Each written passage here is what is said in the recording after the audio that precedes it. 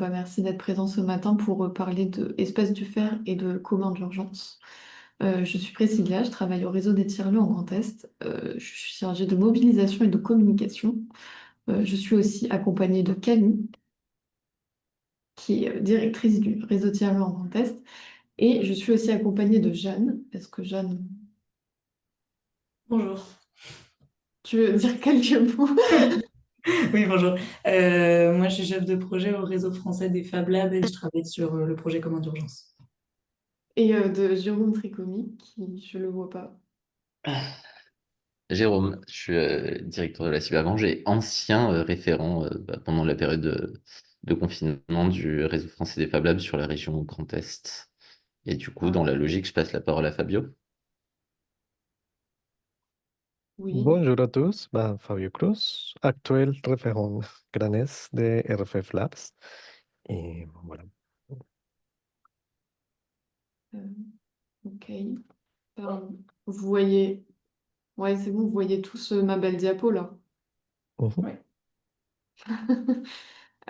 Et bah super. Ce matin, on va commencer par la présentation un peu plus précise du travail de Jeanne et du RFF Lab sur le sujet. Ensuite, on enchaînera avec un témoignage un peu plus concret de Jérôme, du coup, qui, lors de la pandémie du Covid-19, a été un peu coordinateur sur le Grand Est, sur ce mouvement.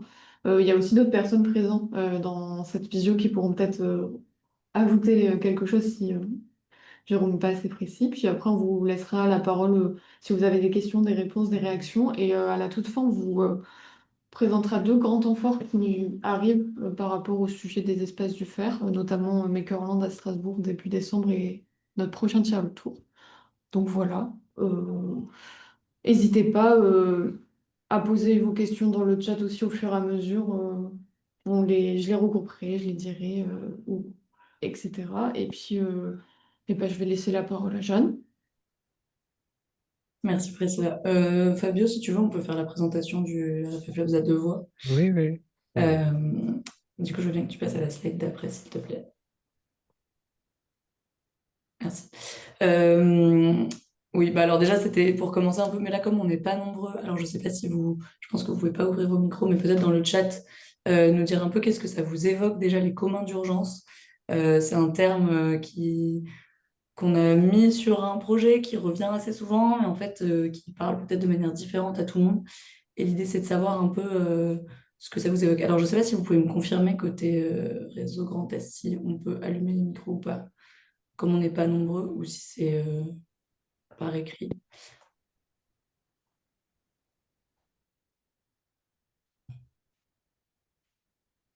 Oui, on Ouais, peut. ok. Mais du coup, je sais pas si certains veulent nous dire un peu ce que ça leur évoque, les communs d'urgence, la participation à la fabrication de visières ou carreaux tactiques en impression 3D. Complètement. Alors là, on est direct dans le côté fabrication, j'adore. Dans le côté. Est-ce qu'il y a peut-être d'autres... Est-ce qu'il y a une réaction par rapport à la notion d'urgence? Qu'est-ce que ça veut dire une urgence?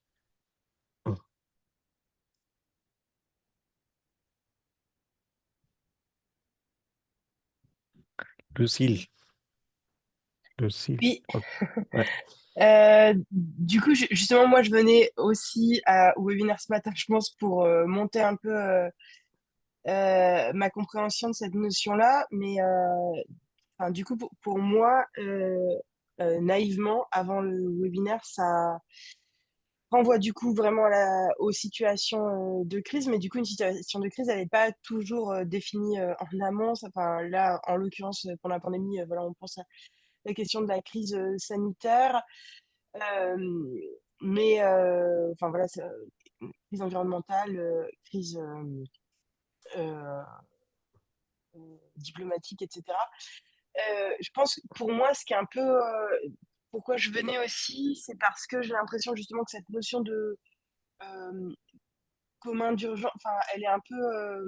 Enfin, ce qui m'embête un petit peu, c'est quand elle est hyper justement appropriée institutionnellement et du coup, ce qui est défini comme une crise valable sur un sujet sur lequel on travaille beaucoup, nous, qui est la santé.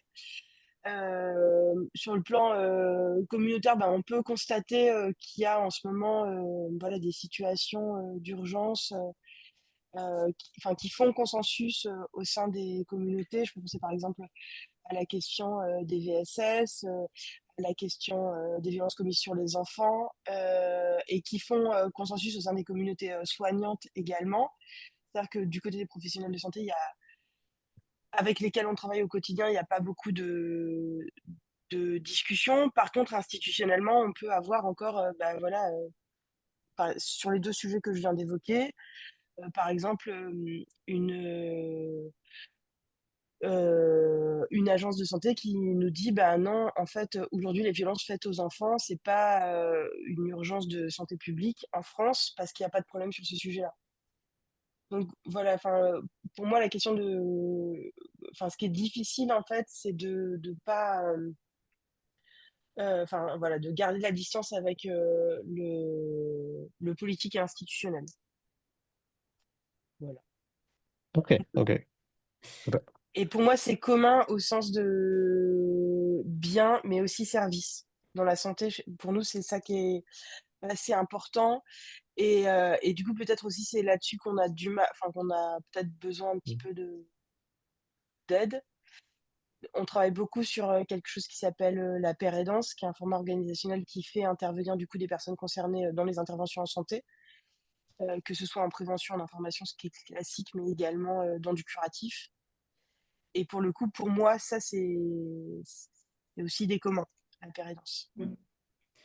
Bah, Ok. tu fais bien de soulever ce point. C'est vrai que, bon, là, enfin, je partais du principe qu'on avait déjà tous plus ou moins rencontré le terme commun. Après, quand nous, on parle de commun d'urgence, même si on Mm. a des espaces du faire, on va pas forcément exclusivement parler d'objets. C'est vraiment ressources au sens large. Donc, ça peut être à la fois des services, des processus, des coopérations, des prototypes, des objets, des communs numériques ou des communs physiques. L'idée, c'est vraiment la gouvernance qu'il y a derrière, les usages qu'on en fait, la réplicabilité, enfin tout ce qui fait d'un commun un commun aussi. Et d'ailleurs, je voyais dans le chat pas mal d'exemples Mhm. assez précis aussi de choses. Alors, ça allait de la définition un peu théorique d'outils open source pour répondre à une galère collective, ce qui est complètement un commun, Mm. même si on pourrait Nécess- revenir sur la notion d'open source. Et puis d'avoir des plans d'architecture et de design, ce que tu disais, Ameline, aussi sur le gilet pare-balles en Ukraine, voilà, tout ça, ce sont des communs d'urgence. Fabio, tu voulais rebondir? Il y a un parti autour de nécessité d'agir rapidement. Je retiens cette partie-là d'Amélie parce qu'effectivement, quand on parle de crise, je pense qu'il faut regarder en parallèle cette notion de mode d'opération. C'est-à-dire qu'il y a une forme d'organisation qui va se reconcevoir. Et Covid, ça a remarqué, ou ça a mis en place, ça a mis en évidence certains modes de fonctionnement qui étaient, entre guillemets, invisibles et il y avait des dépendances, en quelque sorte. Et effectivement, il y a aujourd'hui la notion urgence et peut-être aussi la notion de transition, ça évoque quand même, sont des mots effectivement on peut associer énormément de choses. Derrière ça, c'est voir de quelle façon c'est la notion d'organisation. Quel mode d'organisation peut y avoir de façon différente? Et quand je dis organisation, c'est les choses que tu disais, Jean. C'est effectivement quelles sont les ressources, connaissances, techniques, lieux, espaces, qui peuvent agir différemment. Et peut-être là, c'est aussi l'espace de regarder, de voir autour de ça. Amélie, tu crois que tu as la main levée? Ouais, parce que je voulais juste compléter ce que tu dis, parce que dans l'intérêt de parler de commun d'urgence, il y a vraiment le mot commun, parce que en temps de crise, en fait, les gens vont réagir. Enfin, il y a deux solutions. Soit on arrive à faire du commun et à répondre à la crise de manière collective et à garantir les solidarités de proximité, etc. Soit, en fait, c'est chacun pour soi, etc. Donc, dans l'enjeu qu'on a à définir et à travailler sur cette question de commun d'urgence, il ne faut pas qu'on néglige la dimension sociale enfin, de la crise sociale qui est engendrée par les autres crises. Et du coup, je pense qu'on a intérêt aussi à sourcer, ce que disait aussi Lucille, sourcer aussi des méthodologies de travail qui permettent de faire ensemble, de partager, etc., pour aussi avoir cette perspective-là d'augmenter les solidarités en temps de crise, en fait. Et là-dessus, ce qui est intéressant, donc on appelle ça commun d'urgence, mais c'est pas forcément des communs créés dans l'urgence, c'est des communs qui ont été créés pour la réponse à l'urgence derrière. C'est-à-dire que, en fait, ce que tu dis exactement, Amine, la réponse qui va être faite, elle va être faite aussi en fonction de ce qui est préexistant dans l'interconnaissance, dans les liens qui ont été créés, dans les processus qui ont été pensés, dans les exercices qu'on a faits pour se préparer à l'urgence, dans les réflexes qu'on a créés aussi. Et donc, en fait, enfin, pour nous aussi, la notion de commun d'urgence, elle vient principalement des communs qui ont été créés avant l'urgence et qui viennent en pratique pendant une situation de crise ou de catastrophe et qui vont pouvoir être mobilisés, mais avec déjà un entraînement, avec déjà une interconnaissance, avec déjà une pratique du partage et de la co-création de ressources. Et donc, en fait, c'est pas forcément des choses créées dans l'urgence. On va peut-être juste passer un peu à la suite et on reviendra sur toutes ces notions un peu plus tard. Fabio, je te laisse la main du coup si tu veux présenter. RFF Labs, c'est le réseau français de Fab Labs et d'espace de faire. C'est une association depuis 2015, déjà de 10 ans cette année. Et quel est l'enjeu? C'est qu'effectivement, depuis 10 ans et avant, l'objet, c'est l'objet Fab Lab, il est intéressant parce qu'il est il y a plusieurs perspectives dans cet objet. C'est-à-dire qu'il y a un élément autour effectivement, de la partie technique, de l'impression 3D, des coupes laser, de la partie des machines. Mais en même temps, c'est que dans ces espaces-là, grâce à des machines, il y a des interactions, des espaces socio-techniques, c'est-à-dire qu'il y a les sociaux, l'humain. Et dans cet humain, il y a l'apprentissage, le partage. Effectivement, on peut peut-être parler de la création de communs ou des connaissances communes ou des technologies communes.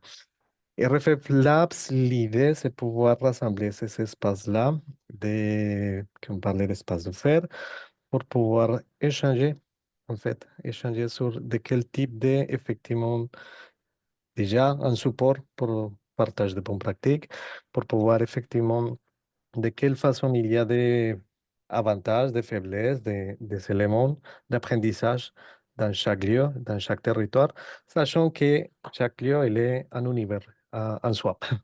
Chaque lieu, chaque Fab Lab, il y a une histoire et donc, en quelque sorte, il y a des histoires partagées. Et donc, dans ces notions-là, c'est pouvoir effectivement rassembler les espaces qu'on appelle Fab Lab, ou espaces de faire, en lien aujourd'hui, effectivement, avec la notion tiers-lieu, c'est-à-dire qu'il y a une partie culturelle que ça se passe. Et pour moi, les choses que c'est beaucoup plus important, c'est que sont des lieux aujourd'hui, en tout cas en France, à ma perspective, c'est que montrent une autre possibilité à un état industriel traditionnel. C'est-à-dire que dans cette partie-là, et si on reviendra sur cette partie de crise, les, ces espaces-là, ce sont qui ont réagi de prime abord à donner une réponse, en quelque sorte, sur une solution technique, même si c'est des vicières, mais c'est une réponse quand même. Et c'est ça, cette agilité, cette robustesse, qu'effectivement, on essaye avec RFF Labs de mieux comprendre, de mieux saisir et interagir et voir de quelle façon cet lieu Fab Lab ou espace de faire, il a une valeur pour un territoire. Et donc, on a plus de zones adhérents déjà. Et je pense que la deuxième diapositive, il montre aussi la cartographie, si on peut passer. Hop.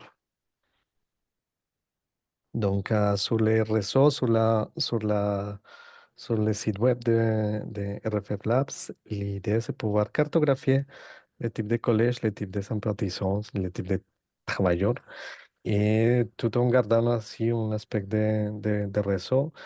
Là, effectivement, aujourd'hui, les choses qui se mettent en place, c'est pouvoir, pour chaque région, avoir un référent région. C'est en construction, ça prend du temps, mais pouvoir identifier ces référents région, en tout cas en Granès, pour ma part, pour l'instant, c'est moi. Et dans les mêmes choses qu'on est là aujourd'hui, c'est pouvoir interagir entre différents réseaux, autant réseau RFF Labs et aussi les réseaux de Rio Grandes. Je pense que cette thématique-là de comment d'urgence, ou en tout cas la partie d'espace de type Fab Lab ou de type tiers-lieu, Bah, il y a un intérêt aussi de voir de quelle façon on fait des synergies et effectivement, voir de quelle façon il y a des projets, comment qui peut émerger à un impact local dans le territoire, mais aussi au niveau France. Et donc, suivant, et Donc, voilà. Ouais. Merci Fabio. Du coup, on revient un peu sur la question qu'on s'est posée au début de ce webinaire, sur les communs d'urgence. Donc voilà, on avait parlé de savoir, de solidarité, d'objets, infrastructure aussi. Et ça, Fabio, tu l'avais un peu évoqué dans le fait d'avoir aussi une alternative à l'industrie classique. La question des infrastructures, de la logistique que peuvent mettre en place aussi les espaces du fer est assez présente dans les communs d'urgence. C'est pas forcément une définition, ce qu'on a mis là. C'est un peu un regroupement de plein de notions qu'on récolte à droite à gauche. C'est une définition mouvante qui est amenée à évoluer en fonction de ce qu'on va aussi découvrir de ce que commun d'urgence veut dire pour les espaces du fer sur le terrain. Et voilà, il y a cette notion de réponse collective à une situation de crise. Je rajouterais une notion temporelle, on a commencé à en parler, mais le rôle des espaces du fer avant, pendant et après. Donc avant, dans la prévention, de la préparation, de la construction d'écosystèmes de résilience, pendant comme des hubs un peu d'information, de résilience et de robustesse collective, et après dans l'accompagnement à la reconstruction, accompagnement technique, logistique, mais aussi psychologique à la reconstruction post-crise. Donc voilà, il y a cette notion temporelle aussi que moi je rajouterais à ça. Et donc, pourquoi on s'est lancé, je vais y revenir un peu après, dans ce projet-là, côté RFF Labs, c'était vraiment pour reconnaître déjà cette mobilisation-là qui existe, qui n'a pas attendu qu'on se penche sur la question pour naître, et de la documenter, de la légitimer, et puis de renforcer aussi ces formes d'entraide. Donc de voir comment, en tant que réseau, on pouvait aussi venir nourrir les membres du réseau et les lieux plus largement qui se penchent aussi sur la réponse aux crises et qui sont confrontés à ces crises-là, pour renforcer l'entraide et l'autonomie collective. Et venir compléter aussi une réponse plus institutionnelle qui existe, mais qui évidemment l'a prouvé a des manques à des endroits. Lucille, tu avais une question? Peut-être Lucille, oui. Ah, oui. Du coup, quand je lis votre définition, je pense que ce qui n'est pas clair pour moi, c'est que, en fait, vous parlez que des citoyens. Or, enfin, c'est pas toujours aussi pur. Et c'est souvent dans des alliances, en fait. Mais du coup, dans votre définition, quand c'est entre des organisations professionnelles et ou enfin, voilà, même parfois avec des institutions, ça relève pas de commun d'urgence. Si, bah, en fait, ça dépend comment. Enfin, on peut en discuter. Pour moi, à partir du moment où c'est un commun et que c'est créé, je pense qu'il y a la notion d'égalité, enfin, de créer au même niveau aussi, c'est-à-dire de s'inspirer. En fait, moi, j'y reviendrai dans l'historique, mais ce qu'on a observé, c'est que pendant le Covid, par exemple, il y a eu une grosse mobilisation de partenariats institutionnels, entreprises, assos et citoyens. Et qu'en fait, à la fin, il y a eu beaucoup de reprises de la part du monde économique et de la part des institutions en ignorant un peu, en tout cas en reconnaissant pas assez. Invisibilisant ou pas en partageant le capital. Voilà, c'est ça. Et pour moi, en fait, enfin, je- c'est mon point de vue, mais il faut qu'il y ait une notion d'égalité des rôles aussi, ou en tout cas d'égalité de reconnaissance du rôle de chacun. Mais ça exclut pas du tout Mm. les coopérations. Mais du coup, il faut peut-être rajouter cet aspect-là. Bah, de toute façon, il y a la notion qu'avant tout, on est des citoyens, c'est-à-dire qu'effectivement, avant de parler d'institutions ou autre, et chacun il a un rôle en tant que citoyen. Je suis pas sûr qu'on va aller jusqu'à comment, hasta l'institutionnalisation. Après, disons que l'objectif, c'est voir de quelle façon il y a une construction, une réponse, que chacun il y a une légitimité pour proposer des choses et que grâce à des outils numériques, physiques ou autres, et ça donne des moyens de réponse assez rapidement et assez concrets pour un besoin local. Donc, voilà. On peut peut-être répondre aussi un peu plus sur la slide d'après. Ouais. Je crois qu'on parlait. Ah oui, voilà. Non, je voulais juste revenir un peu sur le côté situé et matériel. C'est vrai que souvent, quand on parle de commun beaucoup de réflexions qu'il y a autour des communs viennent du fait, enfin, on parle beaucoup de communs numériques par exemple, et donc là l'idée c'est de resituer, de rematérialiser aussi des communs, donc avec le côté local, soit dans la réplicabilité d'objets déjà créés et en l'adaptant aux besoins locaux, soit du fait de juste créer au niveau local des réponses qui soient adaptées sans avoir une réponse collective qui soit la même sur tout le territoire national. Là où c'est intéressant, mais ça, bon, je vous apprends rien, c'est le fait qu'on se cale aussi dans des interstices qui ne seraient pas intéressants justement pour des institutions nationales ou pour des grosses entreprises, parce que économiquement ou logistiquement, trop compliqué de créer des réponses aussi adaptées. Donc là où les espaces du faire, en faisant des petites séries ou en faisant du prototypage des tests au niveau ultra local, peuvent venir répondre à des besoins qui seraient autrement pas adressés. Et voilà, là on reparle de collectifs aussi qui sont ancrés dans la communauté. Alors on a mis Fab Lab, Tiers-Lieux Association, c'est évidemment plus large que ça parce qu'on s'appuie aussi sur les réseaux existants de réponse aux crises et toute la partie services de secours, acteurs de l'urgence qui font déjà ce travail-là, les institutions qui ont des plans de réponse aux crises aussi au niveau communal, départemental, régional. Mais voilà, l'idée c'est vraiment de ce travail en collectif et puis d'encourager aussi cette culture de la réparation, la documentation et la culture du risque, alors qui est un peu différent des deux autres, mais de travailler aussi sur ces sujets-là. Sujets où en France, on a quand même tendance à séparer beaucoup la question du risque, de la gestion des crises, de la société civile. Et c'est pour ça que nous, on met aussi peut-être autant l'accent sur les citoyens. C'est parce que dans d'autres pays, il y a peut-être plus cette culture-là d'impliquer la société civile dans la réponse aux crises. En France, c'est un peu on a peur qu'il y ait de la panique, on a peur que la réponse soit pas forcément la bonne. Et du coup, en créant cette culture-là au niveau local, on peut aussi venir contre-argumenter sur la panique et faire que les communautés soient plus impliquées. J'y reviendrai un peu après, mais la question du trauma aussi dans la gestion des crises, elle est importante pour nous, c'est-à-dire que de devenir acteur, euh, entre gros guillemets, de sa propre survie, ça permet aussi de ne pas se sentir passif, de ne pas se sentir démuni face aux crises. Et donc la préparation, la création de réflexes et l'implication pendant la crise, ça permet aussi d'avoir une gestion psychologique différente après de ces crises-là. On peut peut-être passer à la slide d'après. Voilà, donc de revenir un peu sur le Covid, là encore, je pense qu'on l'a tous vécu à des niveaux différents, mais la question de pourquoi le RFF Lab s'est lancé dans le projet commun d'urgence, c'est aussi suite à la crise Covid où on s'est retrouvé avec énormément de documentation, énormément d'histoires individuelles et collectives de ce qui a été fait à ce moment-là, de mobilisation très rapide, de processus techniques et logistiques qui sont nés de ça, de plans, tutoriels, protocoles où les labs sont venus s'intéresser aux questions de normes, sont venus travailler justement avec des professionnels de santé, avec des institutions pour répondre à cette crise et venir justement pallier un manque de préparation ou de préparation logistique des institutions. Et en fait, à l'issue de cette crise, on s'est rendu compte qu'il y avait un peu un sentiment amer de quelque chose de pas fini, d'un manque de reconnaissance. Et en fait, le réseau s'est vachement posé cette question-là de qu'est-ce qu'on fait de tout ce qui est né pendant ce moment-là et comment on fait pour aussi continuer à faire vivre un peu cet espoir d'un monde d'après dont on n'a pas vraiment vu la couleur.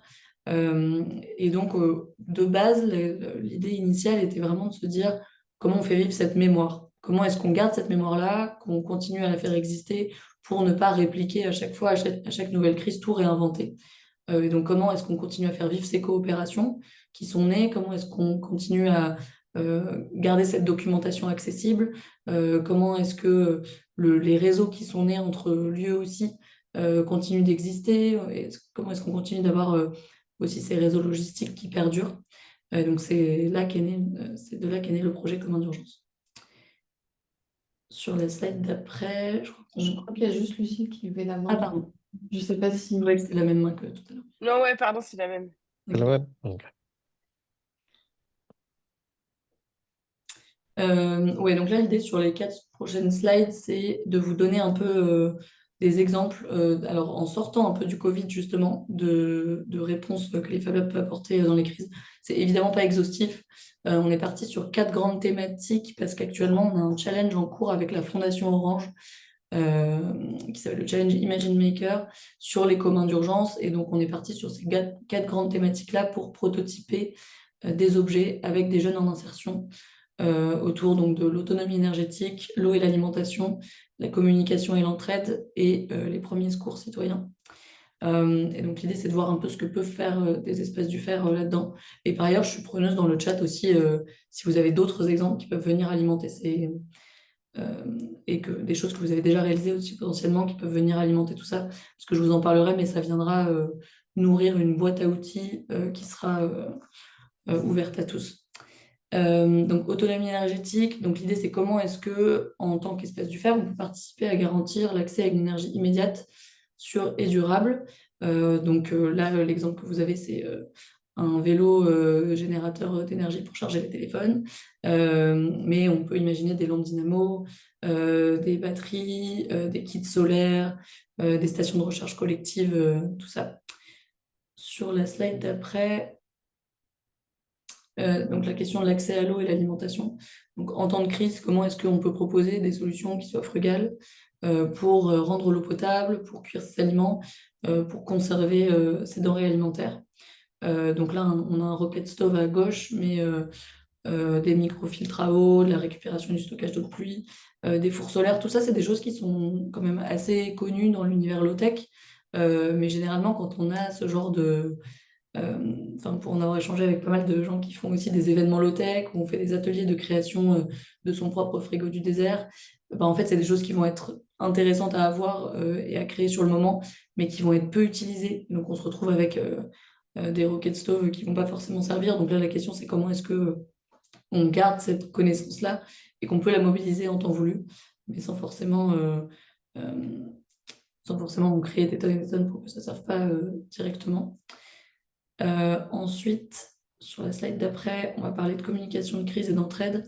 Donc la question de l'information, elle est super présente aussi en temps de crise. Donc comment est-ce qu'on fait en sorte d'avoir un accès fiable à l'information? Comment est-ce qu'on fait en sorte que l'information reste inclusive et que la crise ne devienne pas un prétexte à l'exclusion, à savoir les enfants qui ne peuvent pas forcément lire, comment est-ce qu'on fait en sorte qu'eux aient la bonne information, les personnes allophones, les personnes qui ne peuvent pas forcément se déplacer pour avoir accès à l'information. Voilà. Donc comment est-ce que, aussi en tant qu'espace du fer, on pense des réseaux d'information qui puissent prendre le relais lorsque les infrastructures classiques sont coupées pour garder les citoyens informés et aussi comment on fait en sorte de savoir où aller chercher l'information. Donc là, l'image que vous avez, c'est un réseau Wi-Fi en mesh, mais on peut imaginer des solutions encore plus low-tech de pictogrammes, de murs de l'entraide sur le mur du Fab Lab où on vient poster ses compétences et ses besoins et on crée aussi des réseaux d'entraide comme ça, des panneaux de signalisation, toutes les questions des kits de communication.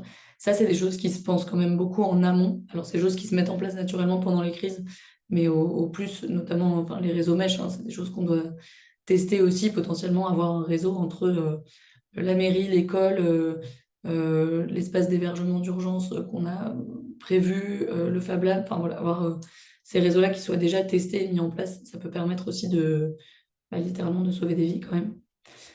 Et puis aussi la question je parlais des enfants, mais la question des outils pédagogiques pour pouvoir un peu aussi transmettre les consignes, avoir des choses qui soient accessibles. Et oui, sur la dernière catégorie, qui est le premier secours citoyen à protection.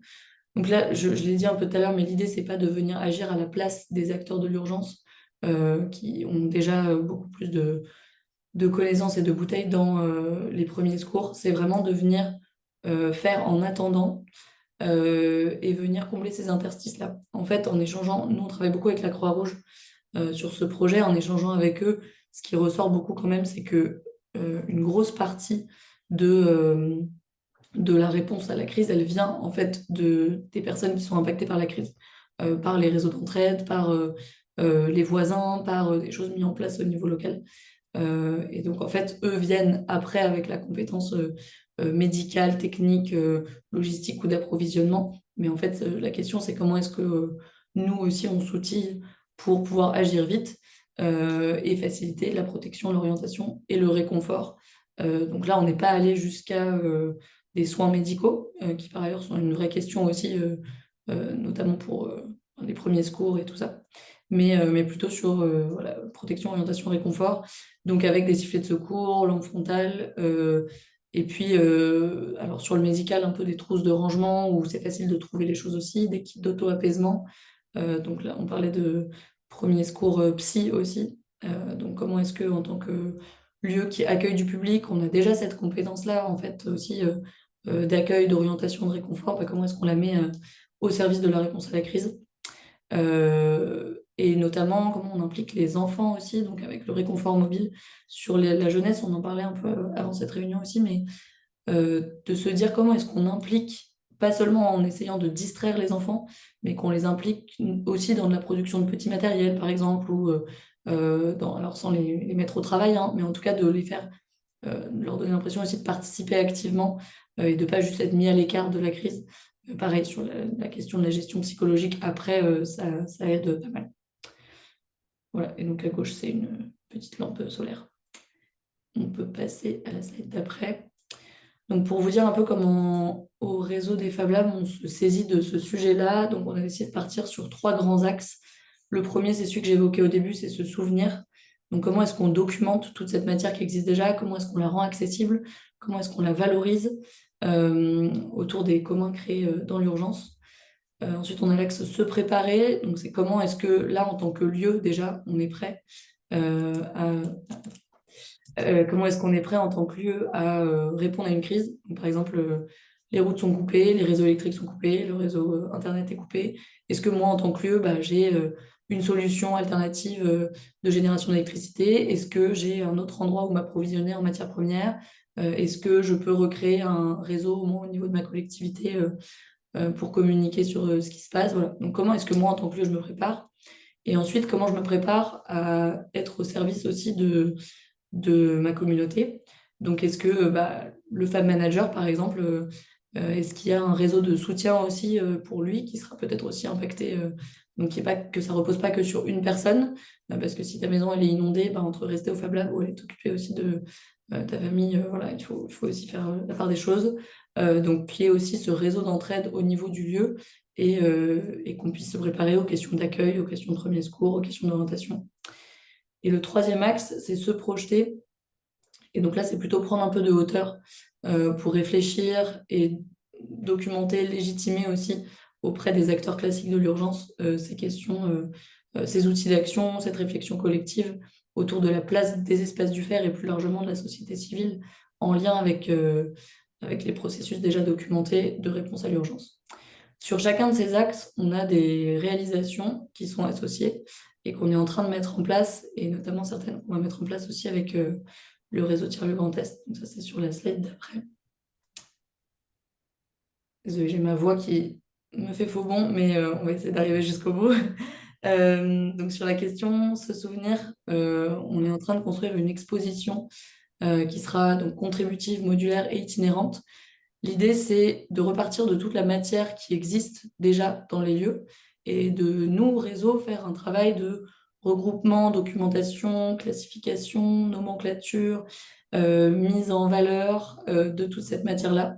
Alors, on a beaucoup de matière sur le Covid, évidemment. On a un peu moins de matière sur les crises climatiques. On a un peu de matière sur toute la question du déplacement de population aussi.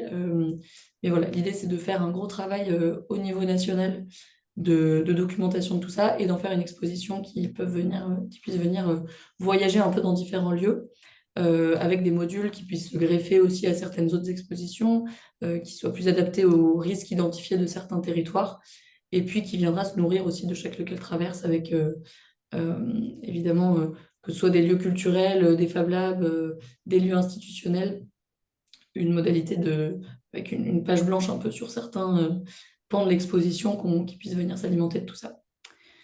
Sur l'axe se préparer, on a 2 grandes réalisations, donc une boîte à outils dont je vous parlais avant, qu'on est en train là d'alimenter avec donc une vingtaine de prototypes qu'on va récupérer du challenge de la Fondation Orange.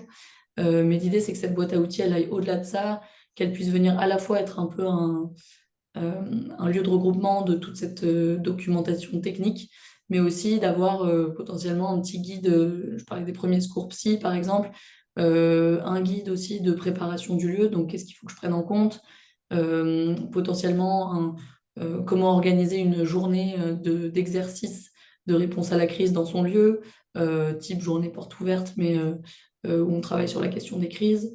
Donc voilà, donc l'idée c'est que cette boîte à outils, ce soit vraiment à disposition de tous les lieux. Alors, Espace du Fer, prioritairement sur la question technique, mais c'est aussi pour les tiers-lieux plus largement, pour se préparer à être des hubs de résilience locale.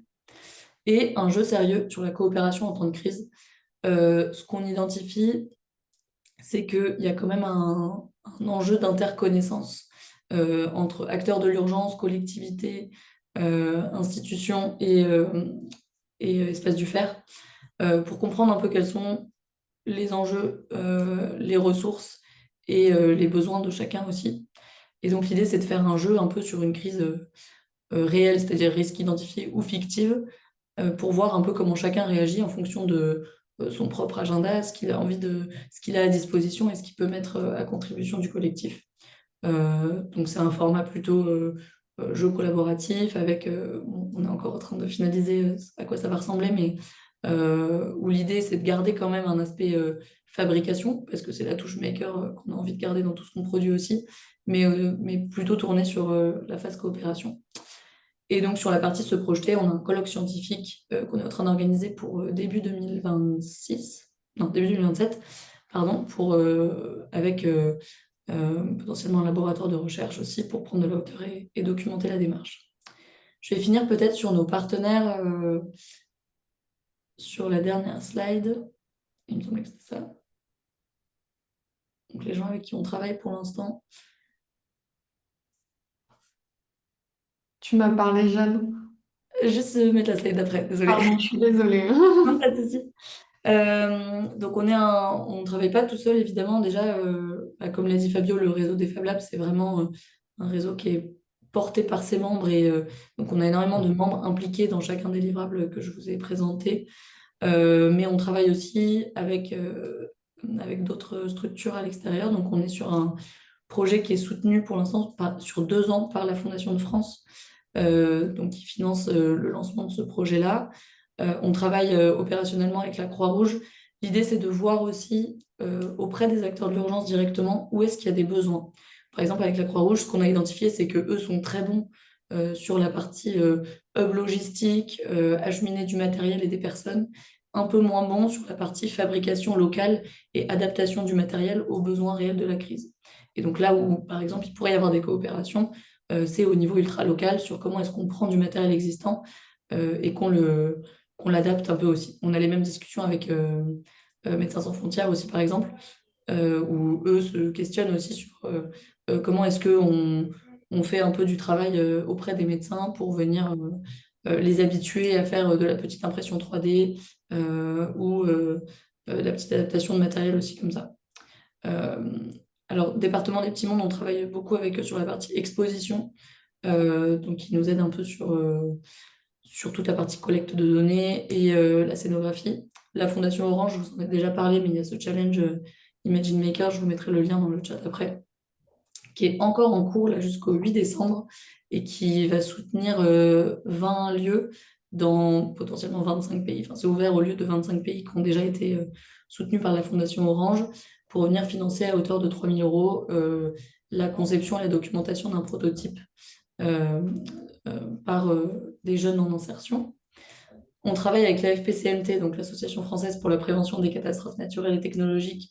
Alors, à plusieurs titres, pour l'instant, on a fait un gros webinaire avec eux. Eux s'intéressent évidemment beaucoup à ces questions-là. On va peut-être aussi faire des choses sur soit October Make 2026, dont parlait Fabio au début, donc, qui est notre événement national et qui en 2026 sera sur les communs d'urgence, mais aussi sur la journée nationale de la résilience qui sera en octobre. Et puis Tiers-Lieu Grand Est, voilà, c'est pour ça qu'on est là aujourd'hui aussi. Et Acted, on ne travaille pas encore avec eux, Ameline, donc si tu as des liens, je prends. Ouais, parce ils ont initié un chantier là sur le low-tech dans les villages, comment ça s'appelle, de secours là, et qui est pas mal intéressant. Je te filerai des liens du coup. Bah, je prends avec plaisir. Mhm. Voilà, j'ai été volontairement un petit peu vite aussi, notamment sur les livrables et tout. Si vous voulez que je revienne un peu plus en détail, n'hésitez pas, mais c'est aussi pour qu'on ait du temps d'échange et qu'on puisse explorer aussi les collaborations entre les tiers-lieux du Grand Est et ce qu'on fait au niveau national. C'est un projet qui est... Alors, moi, je suis arrivée, pour vous donner une idée, en fin avril au réseau pour travailler là-dessus. C'est un projet qui est assez nouveau dans l'opérationnalisation, même si plus vieux dans la partie conception. Ça fait longtemps qu'on y réfléchit, mais en tout cas, sur la création des livrables, c'est assez nouveau. Donc, il y a plein de moyens de s'impliquer actuellement sur ce projet. Donc, on a des groupes de travail qui sont organisés par réalisation. Sur l'expo, évidemment, on est à la recherche de un maximum de ressources, objets, vidéos, photos, articles de presse, enfin tout ce que vous pouvez avoir aussi sur la mobilisation des espaces du fer dans les crises, sur les partenariats aussi. Alors là, je vous ai donné un peu nos grands partenaires. C'est vrai qu'on a d'autres partenaires. On travaille avec Atelier 21 aussi. On travaille, Lucille, on s'était vu aussi avec la Fabrique des Santé. Voilà, on a d'autres partenaires aussi avec qui on travaille, mais en tout cas, on est toujours preneurs et preneuses de toutes les énergies pour aller dans ce sens-là et pour faire parler aussi des communs d'urgence. Et puis, on va lancer aussi des appels à production plus de type prestation, donc game design, scénographie, tout ça. Donc, évidemment, on privilégie aussi des personnes des espaces du fer pour faire ça parce que on veut aussi que le projet soit collectif. Donc voilà, il y a vraiment énormément de choses à faire. On prend toutes les bonnes énergies et on veut aussi construire ça beaucoup avec des retours de terrain. C'est comme ça qu'on travaille au niveau du réseau. C'est pour ça aussi qu'on est là aujourd'hui. Et voilà, je suis ouverte à toutes les questions. Et je vais vous mettre le lien du challenge de la fondation. Moi, j'avais une question. Du coup, Jeanne, vous travaillez surtout du coup sur la question des commandes d'urgence en France. Alors, ah oui, très bonne question. C'est vrai que j'en ai pas parlé. Pour l'instant, le projet est soutenu par la Fondation de France. On est sur un projet français. On est en train de déposer, enfin de construire un consortium pour déposer un dossier Erasmus+, donc pour travailler au niveau européen. On a déjà parlé aussi du projet à Make Africa il y a 2 semaines. Évidemment, c'est pas un projet, enfin, c'est pas une notion franco-française, donc on veut l'ouvrir aussi. Il faut juste qu'on ait aussi des financements associés pour pouvoir travailler en collaboration avec d'autres pays. Mais en tout cas, non, c'est pas. Nous, on veut créer aussi du contenu pour les lieux français, mais on veut aussi travailler plus au niveau international parce qu'évidemment, les crises, elles n'ont pas forcément de frontières. Ma question, elle était Mm. surtout là pour comprendre pourquoi vous n'étiez pas plus imbriqué avec les réseaux de solidarité internationale. Tu sais, comme Retimo et tout. Mm. Euh, voilà. Mais c'est parce que pour l'instant, de toute façon, la réflexion, comme elle est venue du Covid, elle est venue française, européenne. Pour l'instant, on en est là, quoi. C'est ça. C'est ça, c'est parce que c'est pas une volonté d'exclusion, c'est plutôt qu'on est au début encore du projet. Et aussi, il y a une question de rationalisation des moyens. Pour l'instant, je suis un peu toute seule sur ce projet au niveau du réseau, à temps plein en tout cas.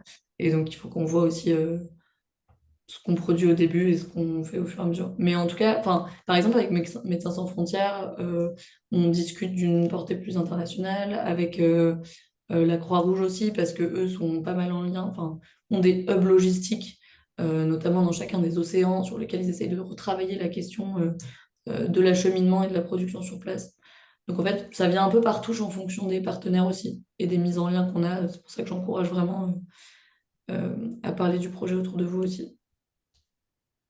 Euh, c'est parce que les acteurs de la solidarité internationale, ils ont une plateforme, tu sais, qui s'appelle, enfin, je sais pas si tu sais, mais qui s'appelle Retimo, là, qui est Mm. aussi un truc où ils créent des communs plutôt éducatifs et dans lequel, où ils ont tout un réseau de bibliothécaires et de centres de ressources Euh, et je me dis qu'il y a peut-être des passerelles à faire. Alors eux, c'est plutôt ils ont plutôt des vieux, quoi, donc ils sont pas forcément très numériques, mais il y a peut-être un truc à faire aussi en termes de diffusion en fait de ce qui est produit. Carrément. Ouais, Rétimo, je connais, mais j'ai pas eu plus de lien que ça avec eux. Enfin, j'ai juste, je le cite. Ok, et merci beaucoup Jeanne pour toute cette présentation. On pourra relancer des questions, réactions juste après l'intervention de Jérôme pour avancer dans notre petit déroulé. Même si tu en as un petit peu évoqué des choses, on va voir si ça correspond un peu avec la réalité de comment l'a vécu Jérôme lors du Covid et tout. Donc, je te laisse la parole. Je ne sais pas si ça te suffit ou est-ce que tu veux que je mette l'article en fond pour Pas du illustrer. tout. Non, non, c'est bon. Merci. Du coup, peut-être préciser le contexte. Donc en 2019-2020, plutôt, puisque c'est là qu'on a vécu le premier confinement. Je suis désolé, c'est une période un peu floue, je crois, pour tout le monde, mais en tout cas pour moi. Donc début 2020, je travaillais pour l'association des petits débrouillards à la piscine, à Maxéville, en bordure de Nancy. Euh, et donc au début, comme pas mal d'autres labs et d'autres tiers-lieux, on s'est demandé ce qu'on pouvait faire. Et puis rapidement, dans les échanges avec RFF Lab, avec d'autres réseaux, euh, on a commencé à avoir des pistes de ce qu'on pouvait faire, donc à la fois sur ce qui s'est fait dans le lab, ce qui s'est fait en dehors aussi. Donc on peut parler visière, masque, mais il y a eu pas mal d'autres choses aussi sur que pas mal d'autres labs ont porté sur l'équipement des familles, par exemple, en quartier prioritaire, en équipement informatique, pour permettre aux enfants de suivre les cours à distance. Euh, et donc, ce qui s'est passé, c'était un besoin identifié de pouvoir avoir un certain niveau de coordination. Je reviendrai dessus parce que il faut en reconnaître la partialité et la fragilité aussi. C'était pas du tout exhaustif. Euh, et donc voilà, on était géographiquement situé au centre de la région, mais aussi c'est aussi une structure qui à l'époque a réussi à continuer d'arriver à mobiliser sa communauté, ses bénévoles, une partie de l'équipe salariée aussi. Donc ça nous mettait dans de bonnes dispositions pour pouvoir porter une forme de coordination. Je dis partiel parce que par rapport à tout ce qui a été déployé, que ce soit par des lieux, par des makers indépendants, par des couturiers, couturières aussi, en fait on est loin d'avoir pu coordonner tout ça. Ça s'est fait de façon partielle là où il y avait des besoins parfois, là où il y avait des questions qui émergeaient d'autre part. Donc concrètement, et je reviendrai après sur les enseignements on a pu en tirer soit de façon individuelle, soit de façon collective. Mais ça s'est fait sur de la logistique. Donc arriver à approvisionner en fil, en tissu, des lieux qui, à l'époque, ça a produit aussi une tension rapide sur les circuits d'approvisionnement en PLA, PETG par exemple, où il y a eu un moment où en fait c'était hyper galère d'acheter. Voilà. Et puis, les quantités qu'on consommait aussi ont fait que c'était pas très pratique d'acheter de la bobine à 20 balles de 30 mètres. Et donc, on a réussi à faire quelques moments d'achat collectif avec voilà, 300-400 bobines. Avec des dons aussi, avec des achats qui ont été financés par des bouts de financement de la Fondation de France, de la région qui avait mis un petit bout aussi à l'époque. Voilà un peu sur ce que c'était, avec voilà, des connexions entre des demandes qui arrivaient d'institutions publiques, de groupes de citoyens, et avec une tentative d'essayer d'accompagner là où c'était possible l'initiative locale et puis là où la connexion s'est faite aussi. Euh, Ça, c'est sur ce qui s'est passé concrètement, sur ce qui était intéressant à l'échelle du territoire dans cette démarche-là, ou ce qui, moi, continue de m'interroger aujourd'hui. Ce qui est intéressant, et il y a une notion dont vous avez parlé, Jeanne et Fabio, la question de la citoyenneté, euh, pour venir d'une école de pensée politique plutôt anarchiste. Ce qui est intéressant, c'est de se poser la question de qu'est-ce qui est notre responsabilité dans ce qui se passe autour de nous et qu'est-ce qui ne l'est pas. Et dans notre fonctionnement démocratique institutionnalisé classique, on a un découpage assez précis de ça en se disant, bon bah voilà, si quelqu'un tombe devant moi, je peux considérer que c'est de ma responsabilité d'au moins l'aider à se relever, et encore pas toujours. Si mon enfant est malade, là je suis dans une cellule ou familiale où j'ai une responsabilité. Si je suis dans mon lieu de travail et que quelqu'un se fait mal ou ne va pas bien, je considère que j'ai une responsabilité partielle. Mais on découpe beaucoup ça. C'est-à-dire qu'on se dit, bon, bah, la guerre dans le pays d'à côté, c'est pas vraiment ma responsabilité. Un immeuble qui a pris feu, si c'est la ville à côté, c'est pas forcément ma responsabilité non plus. Donc, on a un découpage de notre rôle où on admet qu'il y a plein de choses, où on renonce à la fois notre responsabilité et à la fois notre pouvoir d'agir dessus. Le moment de crise qui a été le Covid, mais on le retrouve à des échelles plus locales, ça a bousculé pas mal ça, puisque au moment où il y a un espèce de vide, où finalement la responsabilité n'est prise que de façon très partielle par les institutions ou les espaces organisés qui devraient la prendre, bah, les gens se remettent dans une autre position en se disant, bah, en fait, euh, potentiellement, je suis responsable, pas dans le sens j'ai causé, mais dans le sens j'ai la responsabilité d'essayer de faire, de dire, de bouger quelque chose. Et du coup, ils reprennent aussi rapidement du pouvoir d'agir sur une situation.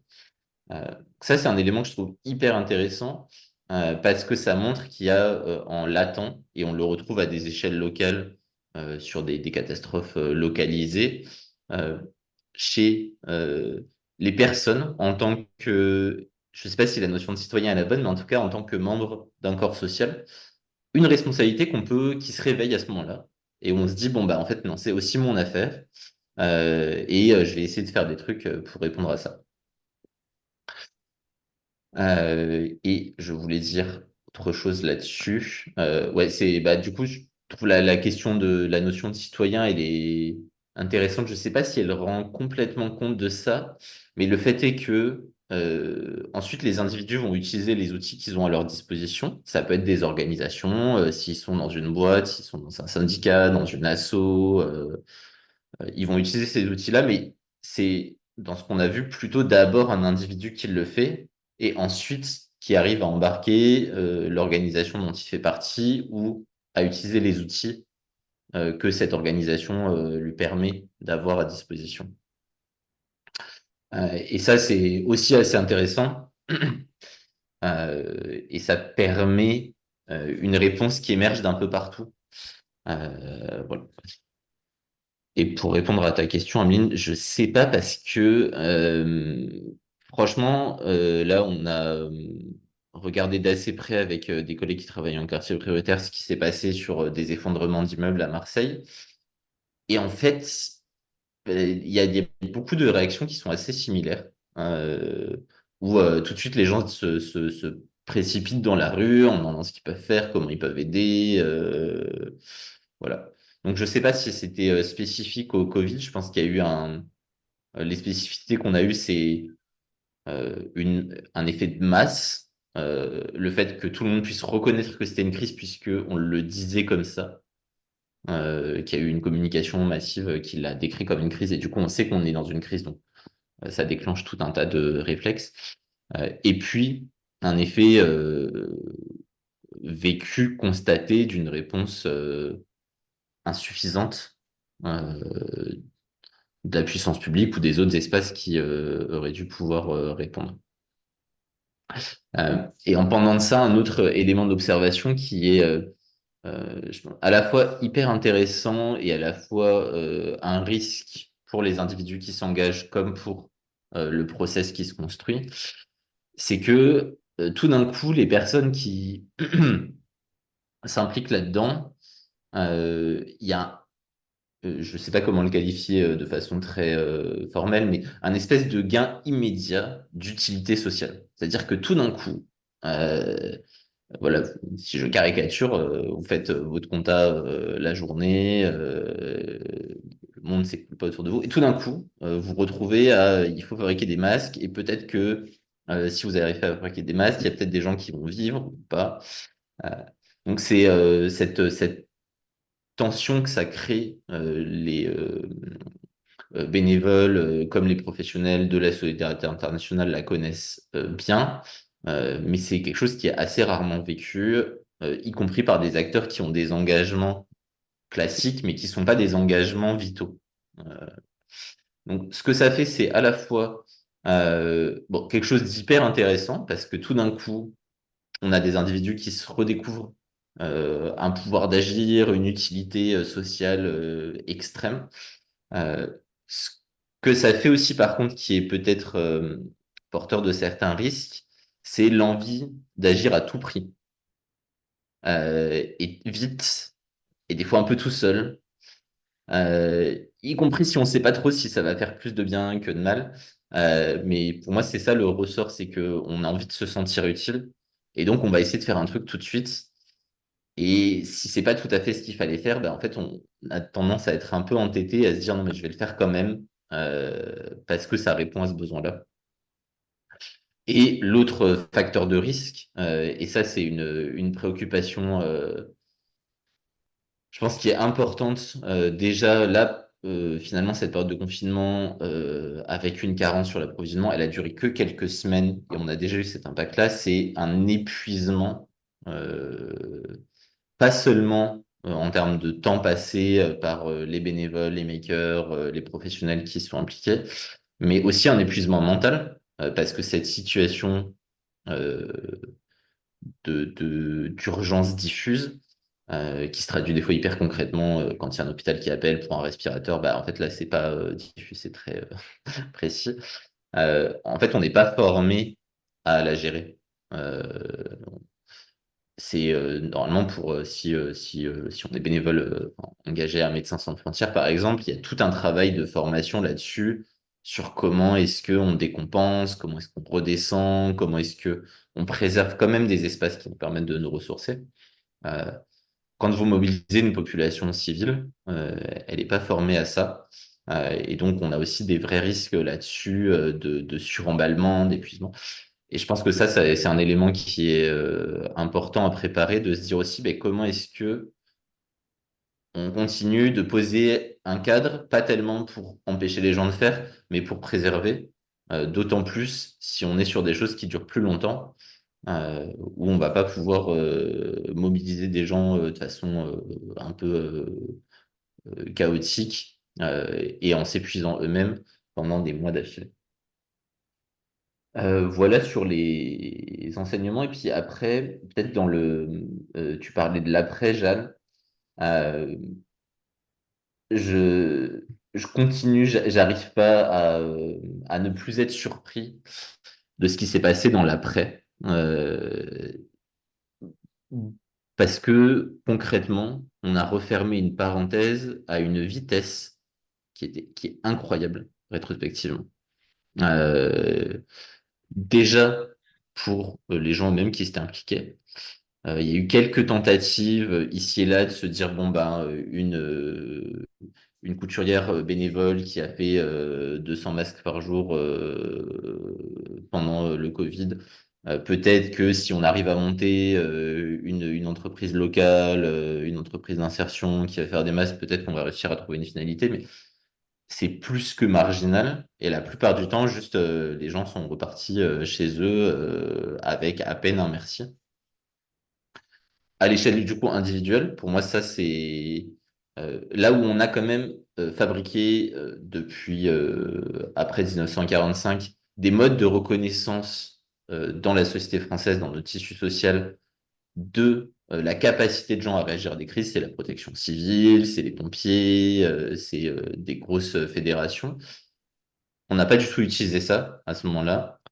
Et donc ça, c'est normalement des modes qui permettent, c'est ce qu'on pourrait qualifier d'une espèce de réserve civile énorme, où même si on n'a plus besoin que les gens fassent ça tout de suite, bah, on arrive quand même à trouver un espace où on se dit, bon, bah, peut-être qu'on en aura de nouveau besoin dans 2 ans, dans 10 ans.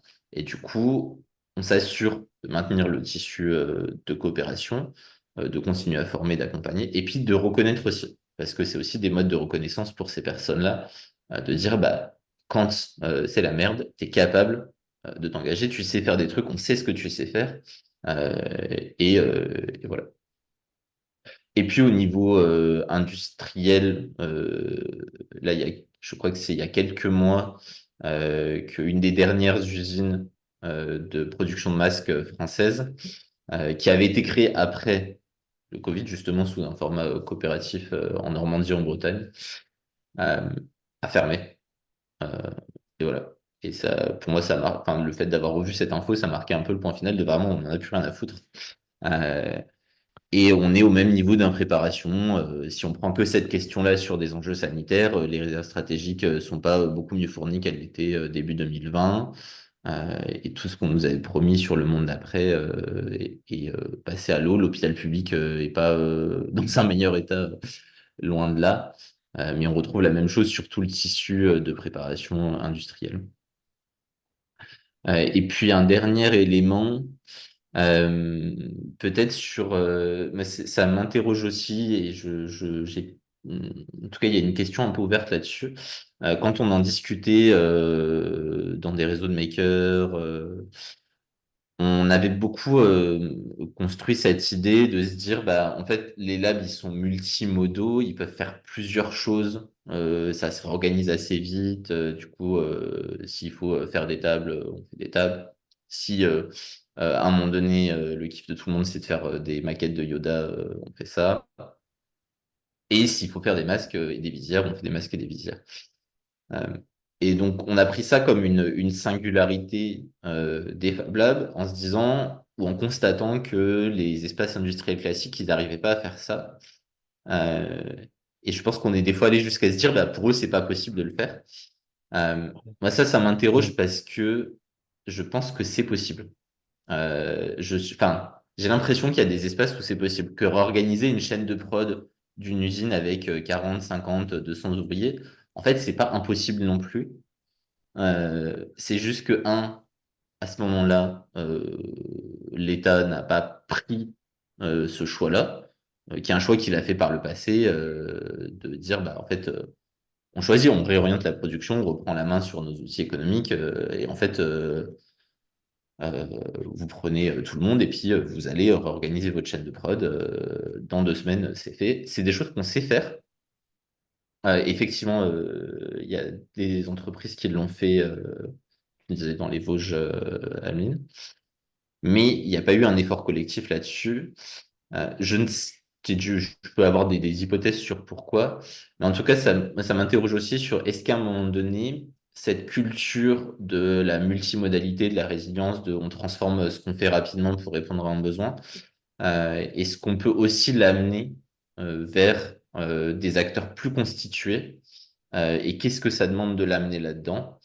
Euh, donc là, enfin, qu'est-ce qui fait aujourd'hui qu'on ne s'est pas dit, bon ben, l'usine de, je sais pas, de chemise, un endroit ou même d'autres choses, parce qu'en fait, on a quand même des machines qui sont costauds et des ouvriers, des techniciens qui sont ultra qualifiés, qui savent faire plein d'autres trucs que ce qu'ils font au quotidien.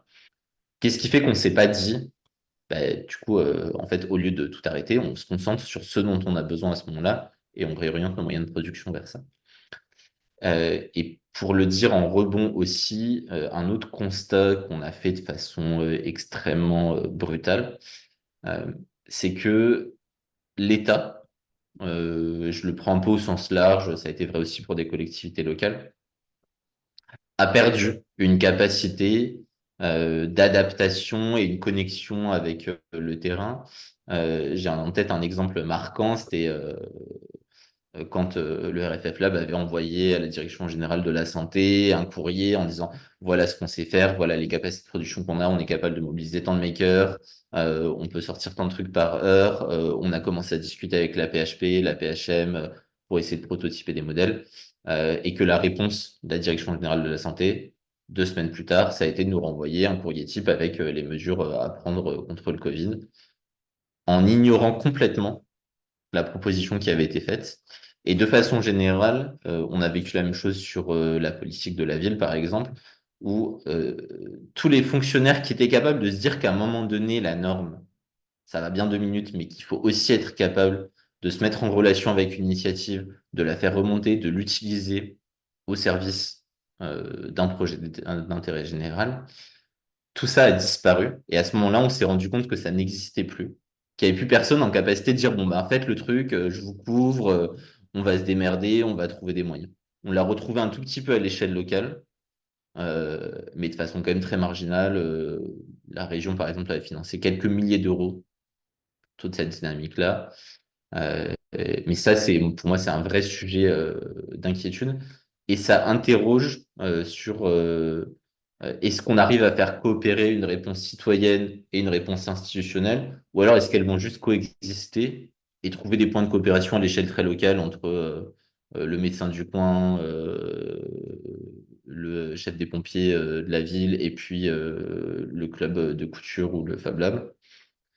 Ça, je sais pas, mais j'ai pas l'impression qu'on se soit amélioré là-dessus. Voilà. Je m'excuse, c'était un peu décousu, mais je m'arrête là pour laisser un peu de place pour les échanges aussi. Merci beaucoup. Je trouve que je l'ai partagé un petit peu plus tôt, le livre Homemade qui avait été fait par la coopérative des tiers-lieux, pardon, qui racontait le mouvement justement des makers entre 2020 et 2022, traduit beaucoup ce sentiment-là, le déroulement de la crise jusqu'à on fait plein de trucs mais personne nous voit et puis quand c'est fini, enfin, je trouve qu'il est vraiment bien. Donc si vous l'avez pas lu, j'ai mis le lien. Je vais juste, avant de vous laisser réagir, vous partager deux infos, comme ça après, je vous laisse, vous faites ce que vous voulez, et on pourra divaguer.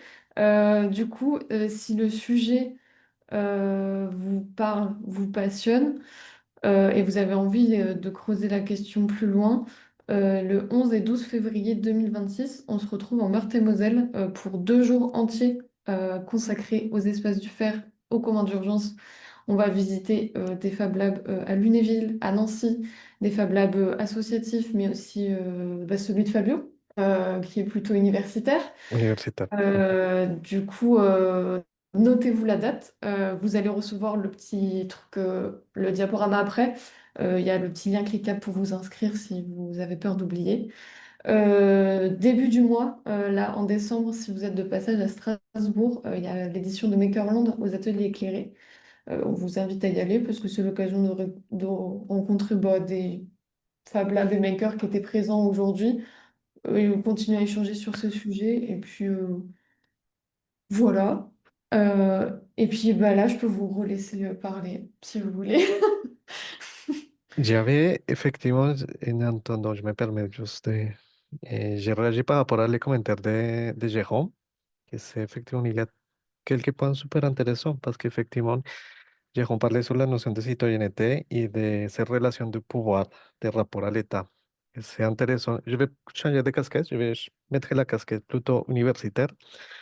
Et je sais que en cette époque-là, effectivement, on avait un sentiment de aller contre la loi, entre guillemets, la norme de la loi de l'université.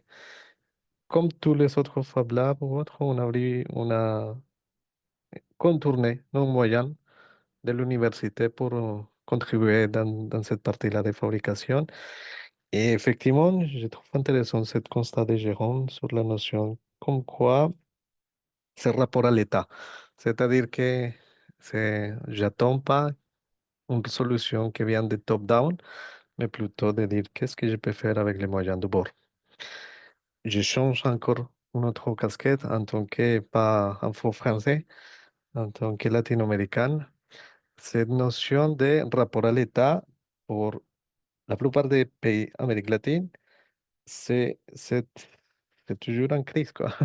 C'est-à-dire qu'on ne va pas attendre qu'est-ce que fait l'État pour nous, sinon comment est-ce qu'on va se débrouiller. Et en quelque sorte, je l'ai vécu, ben, j'ai revécu ça ici. C'est-à-dire que comment est-ce que, grâce à certains moyens qu'on a, effectivement, des fois, il faut aller contre la loi, en quelque sorte contre certaines réglementations, parce qu'il y a une notion de sens. Et que à partir de ça, ces notions de lien faible, ça devient des liens forts à une échelle. C'est grâce à la connaissance de la connaissance de la connaissance, on a trouvé une réponse.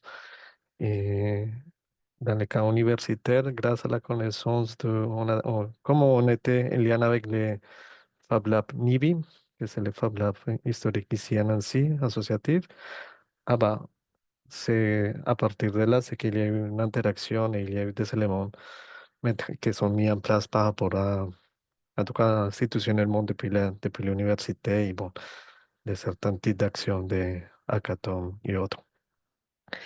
Et je pense que c'est clair que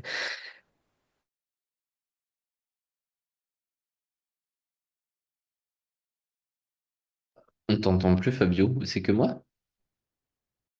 je ne partage pas complètement l'avis qu'on est revenu. Il y a des choses qui sont changées par rapport à un état. Oui, C'est bon, on t'entend de nouveau. ok, ok. Peut-être que les choses que je disais, c'est qu'effectivement, je partage pas qu'on est revenu à la avant Covid comme si rien s'était passé. Il y a des choses qui sont changées, structurellement parlant, c'est-à-dire qu'on en parlait des droits à la réparation depuis la Commission européenne. Je pense qu'on en parlait aussi des actions autour de l'économie circulaire et autres. Et malheureusement, heureusement, c'est-à-dire, il y a cette notion de dire que ça existe l'espace de faire, les Fab Labs, et ça légitime son action et aussi les tiers-lieux, c'est-à-dire qu'ils sont des acteurs. Aujourd'hui, bon, malheureusement, les financements ne sont pas à l'auteur, mais c'est un processus tellement long. C'est dans quelques décennies qu'on va voir. Rien ne fait de dire que le télétravail est aujourd'hui une option. Euh, Ça a accéléré depuis le Covid. C'est-à-dire que télétravailler aujourd'hui, ça, ça se met dans la table. Et tout ça pour revenir à comment faire après. Bon, je pense que cette notion de commande d'urgence, c'est une excuse pour voir de quelle façon, effectivement, les Fab Labs et les espaces, les tiers-lieux, ils peuvent jouer un rôle. Ils peuvent s'approprier un rôle dans un contexte particulier, dans l'urgence. Mais derrière ça, c'est qu'il y a un apprentissage, il y a des connaissances, il y a des liens faibles et forts qui se créent. Et ça, c'est plus important, je pense, à mon avis. Peut-être un élément de réaction par rapport à ce que tu dis, ça me fait penser à une notion dont je n'ai pas parlé, mais euh, dans la question de comment on fait pour organiser, ce qui est aussi intéressant, c'est que pour provoquer une réponse massive, ça demande pas forcément que tout le monde soit prêt à le faire. Ça demande plutôt un réseau diffus et finalement assez minime de personnes qui vont être tu vois, en interaction les unes avec les autres et en capacité de mobiliser ensuite autour d'elles au bon moment. Et ça, c'est aussi assez impressionnant, c'est que à l'échelle d'un territoire qui compte 100 000 habitants, si on est 50, tu peux faire à peu près tout et n'importe quoi, Ouais. parce que chacune de ces 50 va mobiliser autour de lui, va avoir des ressources complémentaires. Euh, donc, C'est effectivement, c'est cet effet domino. C'est 3,5%, il me semblait. Je ne sais pas si vous voyez l'image des petits mm, dominos, très, très, très mm, petits, que de petit à petit, il balance un domino très grand. Et en recherche, je crois que c'est effectivement, c'est 3 ou, entre 3 ou 4% mm. un espèce de seuil minimal pour pouvoir déclencher oui, des changements assez forts. Après, c'est le temps. C'est un temps, il faut le penser à temps long. C'est pas quelque chose qui va passer de jour au lendemain. Donc, bon, voilà, c'était ça. C'était pour réagir par rapport à ça qui ont discuté. Et oui, effectivement, bah, bienvenue au 11, en tout cas. si je ne me trompe pas, Camille et Brésil, 11 février. Oui, c'est ça. Oui, voilà.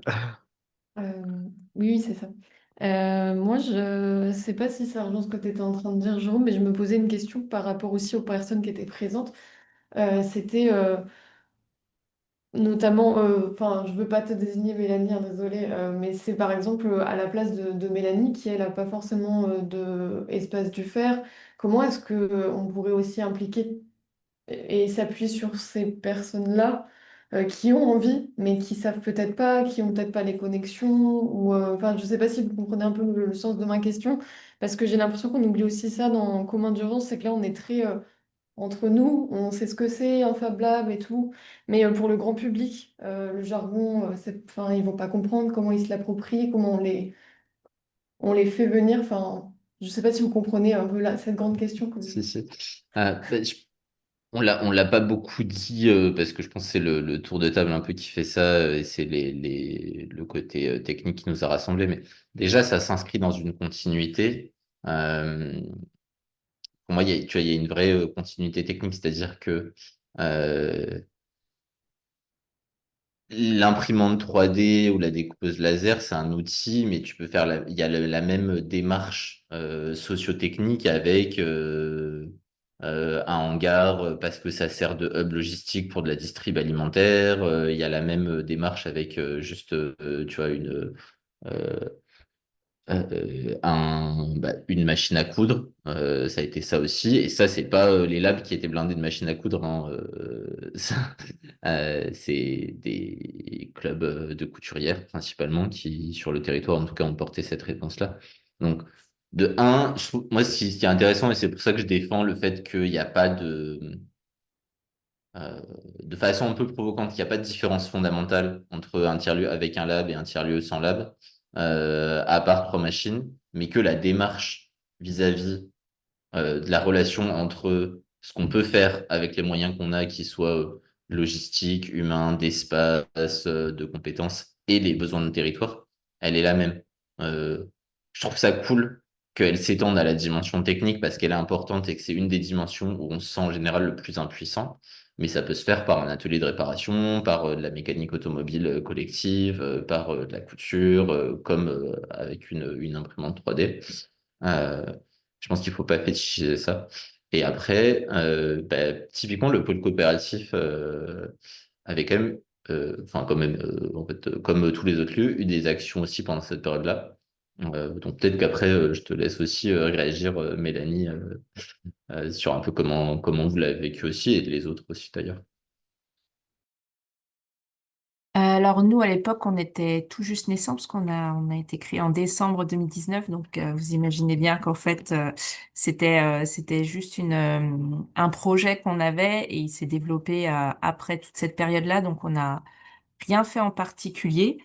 Par contre, effectivement, il y a plein d'initiatives hors Fab Lab qui ont été lancées par juste des personnes qui avaient envie de participer collectivement. Ce qui peut être intéressant sur les tiers-lieux, c'est le fait qu'on ait des réseaux et que pour moi, personnellement, c'était la première crise aussi grande à laquelle je participais, même contre ma volonté, mais en tout cas, on était tous dans le même bateau.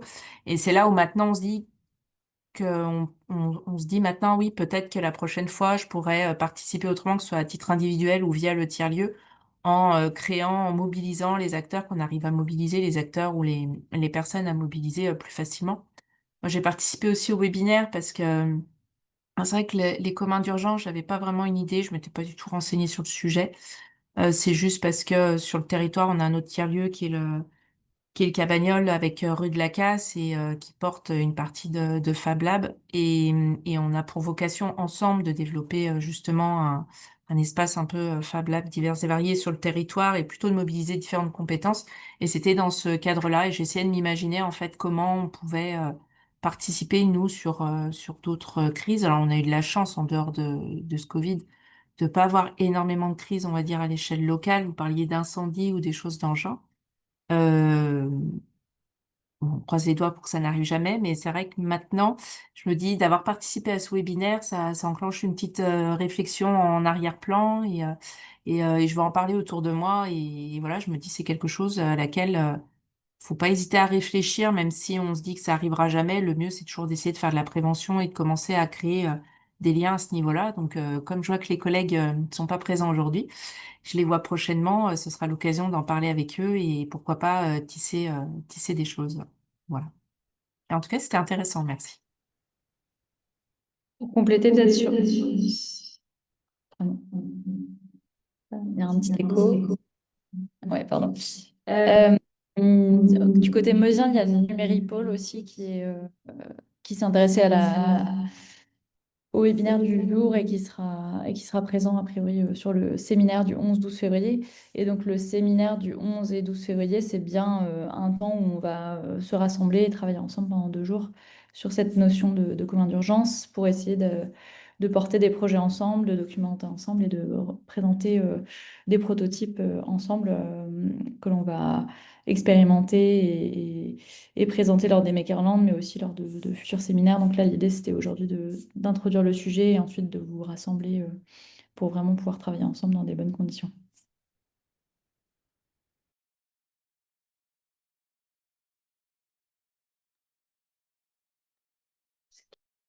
Est-ce qu'il y a d'autres questions?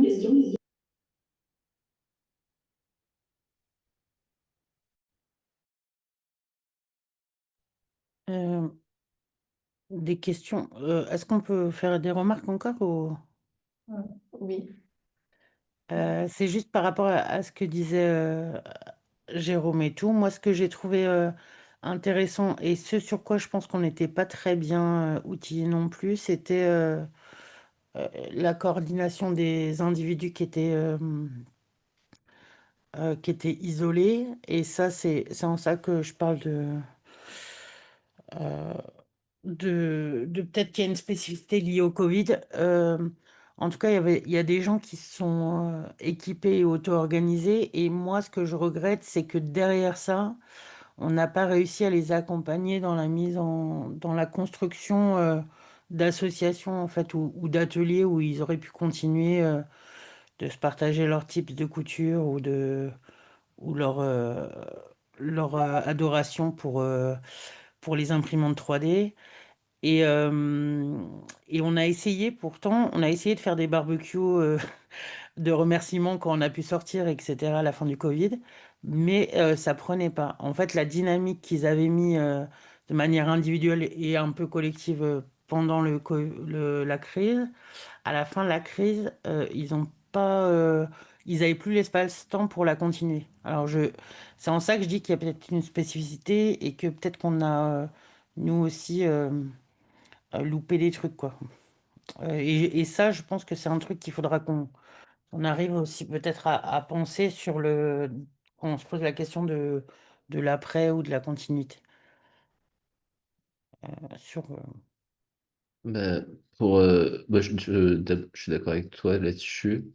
Et c'est là où je me dis, tu vois, en y réfléchissant et puis en discutant depuis, que euh, le fait je sais pas si c'est institutionnalisé, mais d'organiser ces formes de préparation collective, je trouve que c'est un truc hyper intéressant parce que quand tu en fais le bilan, c'est assez fou. Tu as des gens qui sont dans la réserve de la gendarmerie, dans la réserve militaire, qui sont sapeurs-pompiers bénévoles, à la protection civile et tout. Et en fait, ça fait que tu as des gens qui mettent du temps, pour la plupart bénévolement ou peut-être des fois indemnisés en partie. Euh, mais parce qu'il y a un cadre assez bien posé qui leur fournit un cadre d'engagement et du coup, ça fait que tu as une capacité de réponse. Et ça, je me dis, il y a peut-être un truc à trouver dans ces formes-là de nommer, d'organiser un peu. Peut-être que ça peut être aussi un levier euh, pour arriver à continuer à mobiliser entre-temps, euh, de créer des corps un peu organisés, quoi, en se disant, bah voilà, on reconnaît ce que tu as fait, ce que tu es capable de faire, on te met dans une organisation. Et je trouve ça hallucinant, la capacité de mobilisation bénévole que les gens qui sont dans ces trucs-là ont. Euh, c'est assez démentiel. Mais moi, je pense que ce qu'on a loupé, c'est aussi la définition d'un métier qui est animateur de collectif numérique ou je sais pas quoi. Parce que là-dedans, en fait, la plupart, ils sont auto-organisés à travers Internet. Euh, Même les couturières, là, et ça, en fait, comme on n'a pas... moi, j'ai l'impression, en tout cas, comme on n'a pas formalisé ce truc-là de métier d'agitateur numérique et qu'on n'a pas trop... on l'a pas défendu non plus, on l'a pas contextualisé, ce truc, il fait que les dynamiques qu'on puisse créer de manière asynchrone... euh, géographiquement éparpillées et tout, on n'a pas pu les maintenir parce que, en fait, bon, les professionnels ou pas, en tout cas les gens qui se sont investis dans la coordination, ils sont revenus sur de la coordination locale après, tu vois. Je pense qu'on a aussi un truc là-dedans, sur la médiation de collectifs de réseaux citoyens numériques asynchrones et éparpillés. Je sais pas comment on appelle ça, mais...